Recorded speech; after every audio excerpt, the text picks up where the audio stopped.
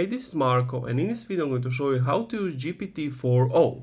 The O stands for Omni. So what you want to do if you're on your iPhone or Android, you want to go to the App Store or Google Play Store and basically you want to type in GPT and click on the first one that says ChatGPT. Now you want to make sure that you don't download the wrong app. You need to download this one. This one is by OpenAI and you want to use that one. All these other apps are just a copy of the original one, so make sure you download the original one.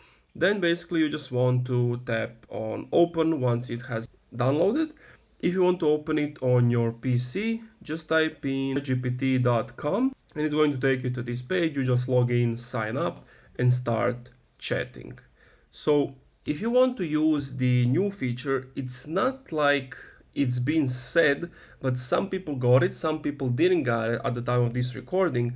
But what you can do is if you're on the main screen and you type on Get Plus, it tells you that you will have access to ChatGPT-4, ChatGPT-4 Omni and 3.5. So basically you can't at the moment at least use it for free. OpenAI didn't announce it will be free, at least as we know of. The only way to get it at the moment is to get the paid version that costs around 23 euros a month. And once you get it, you will have access to GPT-4o.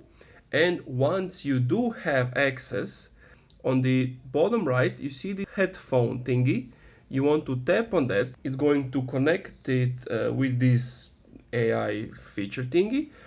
And somewhere on the screen, you will have an option to turn on your camera and have that audio, video type of style conversation. And then the options are the same. If you click on the play, you can speak to it, the AI respond back.